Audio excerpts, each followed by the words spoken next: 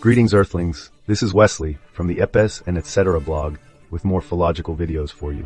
What do people need to understand before forming their opinion about agroglyphs?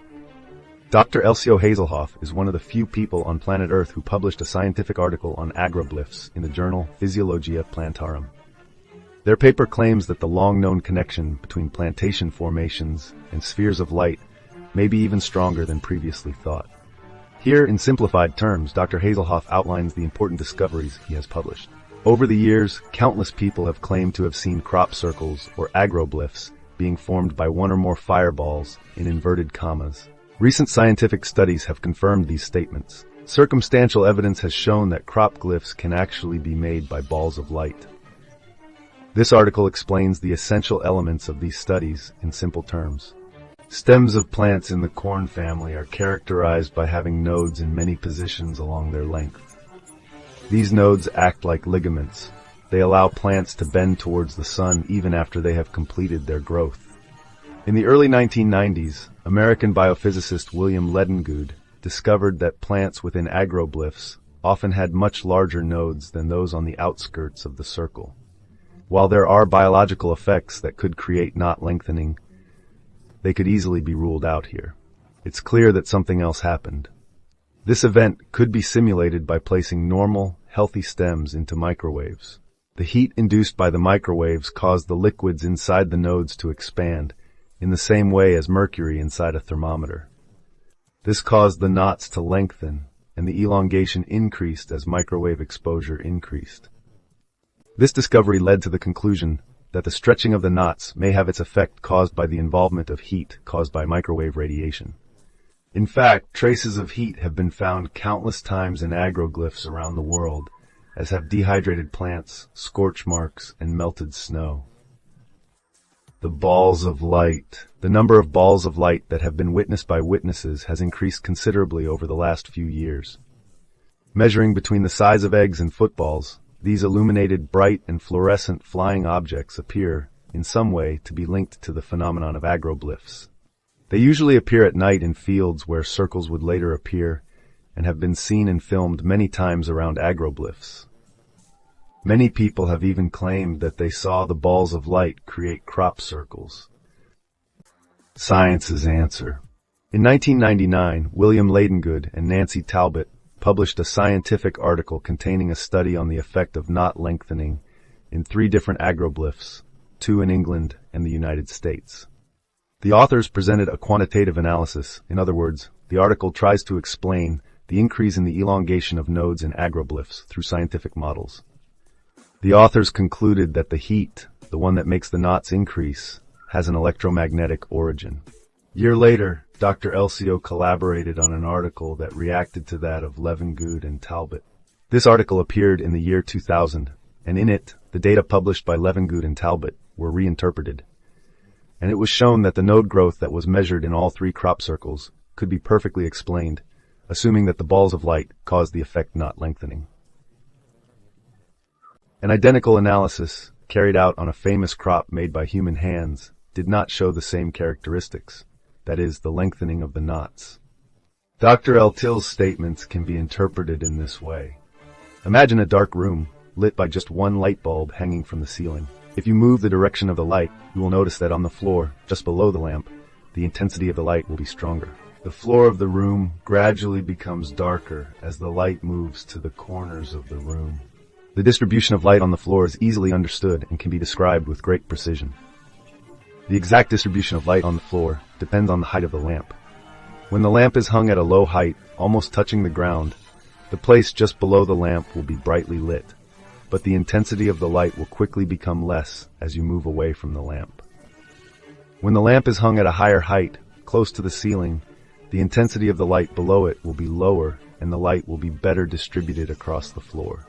This mechanism is so well known, it is possible to calculate the height of the lamp by measuring the distribution of light on the floor. This is what Dr. Elcio suggested. As explained, the increase in nodes within the agroglyphs can be thought of as small thermometers, expanding their elongation with increasing heat. If we assume that the heat was induced by small balls emitting electromagnetic radiation, the hypothetical heat distribution can be accurately determined, similar to the light bulb case, as just discussed. Dr. Heltil demonstrated that the elongation of the nodes in all 3 crop circles studied by Levengood is perfectly compatible with the temperature distribution that could be caused by a small ball of light hanging in the air over the center of the crop circles, emitting intense heat. An identical analysis was repeated on a formation in the Netherlands. One witness claimed that the agroglyph was created in a matter of seconds as a ball of light floated in the air. Just above the center of the circle, the yellow bars indicate the average node elongation, measured at 7 different locations along the agroglyph, from one end to the center to the other end. Notice the remarkable symmetry. Similar graphs were obtained through 2 other different cross-sections through agroglyph, revealing perfect circular symmetry. Long knots towards the center of the circle, smaller knots towards the ends. The dense and continuous bluish light represents the hypothetical value of node elongation through the crop circle. If it was caused by a ball of light 10 centimeters 4 meters above the ground, this is the height estimated by witnesses of the phenomenon, exactly like the 3 agroglyphs analyzed by Levengood and Talbot. The theoretical values for node growth in the blue line perfectly match the measurements, the yellow bars. Consequently, the circumstantial evidence left in the camps is in perfect agreement with the word of the witnesses. Crop circles, or agroglyphs, are even created with the involvement. Conclusions. Dr. Elsio's initial article shows that the lengthening of the nodes in many agroglyphs corresponds exactly to the effect that could be created by a ball of light emitting heat on them. This does not happen in information created by human hands. The volume of increase in nodes and their symmetry along the crop glyphs do not fit into any common explanation. Consequently, the study confirms the words of witnesses who claim that the circles were created by balls of light. Dr. Elsio's article does not intend to try to explain where the balls of light come from or how the plants in the crop circles are flattened. It intends, however, to provide arguments that corroborate the phenomenon of balls of light, as well as the words of its witnesses, and also to estimate future studies in this direction. Finally, it should be mentioned that all these discoveries and conclusions have been published in scientific journals, which undergo serial reviews by other scientists. To ensure reliability, these magazines hire so-called judges, anonymous experts, and accurately check each article, looking for errors and inconsistencies before they are published. Consequently, conclusions published in these journals cannot simply be dismissed as fantasy or pseudoscience. Therefore, it is fair to say that recent scientific discoveries have established considerable progress in understanding the crop circle phenomenon, although many questions remain unanswered. Arguments against the theory that crop circles are a hoax by Joseph E. Mason. Many serious crop circle researchers agree that most of the formations are not made by human hands and appear to be symbolic messages from an unknown higher intelligence. Among these researchers are people with high training in science and engineering. The reason is that the evidence supports the theory that humans cannot have made so many agroglyphs around the world. Of course, people can make circles that appear genuine at first glance. It was demonstrated on television in 1990. The evidence includes numerous factors. The plants within the agroglyphs are altered in ways that exceed human capacity. In these images, we can see a photograph that shows the stem of a normal plant and the flattened stem found inside a circle. The folded node of a plant from within agroglyph is elongated but not damaged. Plant stems bent by mechanical means appear damaged and do not have elongated nodes. In this other image, we can see photographs that demonstrate the microscopic changes in a plant inside the crop circle compared to a control sample taken from the same plantation. Plants inside crop circles often have inflated nodes. In this photograph, we show normal knots taken from plants that were outside the crop circles. There is another photograph of an inflated knot from a plant found inside the circle. In this other image is another example of an inflated knot of plants also taken from within a formation in the... Other changes in plants have been reported by Dr. Levengood and his team, including stunted seeds, widening of cell walls, and spacing between plant cavities. Characteristics present in the so-called true agroglyphs.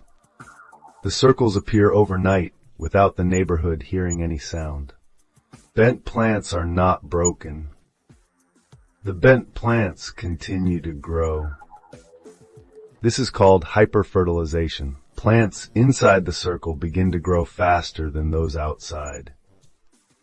The nodes on the plant stems become elongated. Molecular changes occur in plants that are folded. The inside of the circle starts to have electromagnetic changes. See now some important agroglyphs.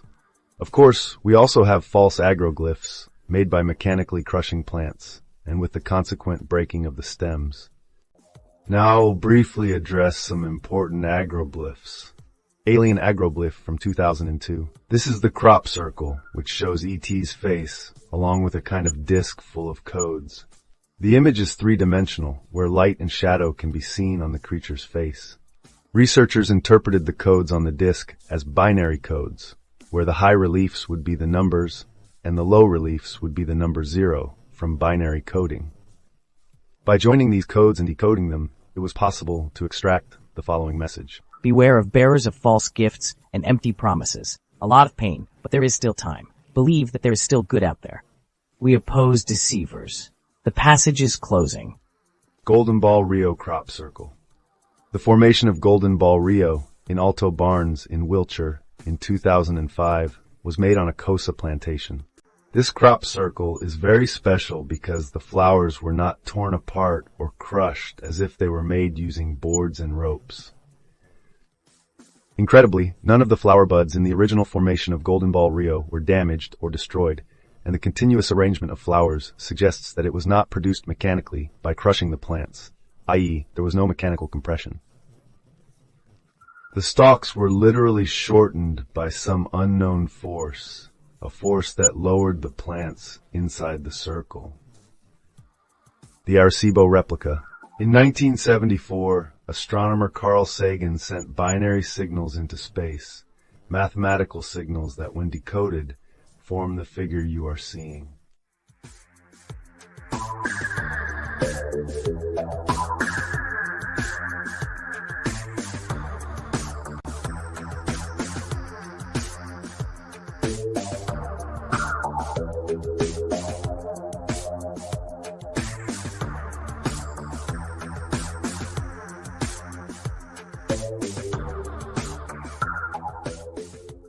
He sent private information about us, human beings, via radio telescope with the intention of making contact with some extraterrestrial intelligences.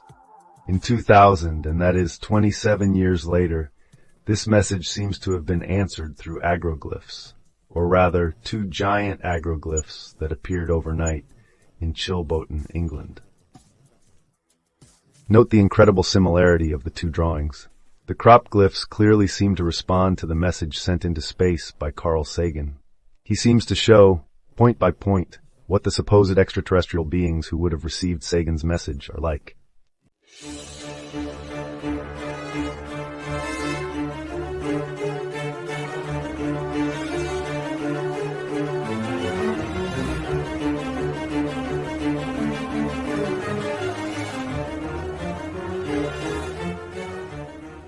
The other agroglyph that was made shows an unknown face, which perhaps belongs to an extraterrestrial leader, perhaps the being that responded to Carl Sagan's message.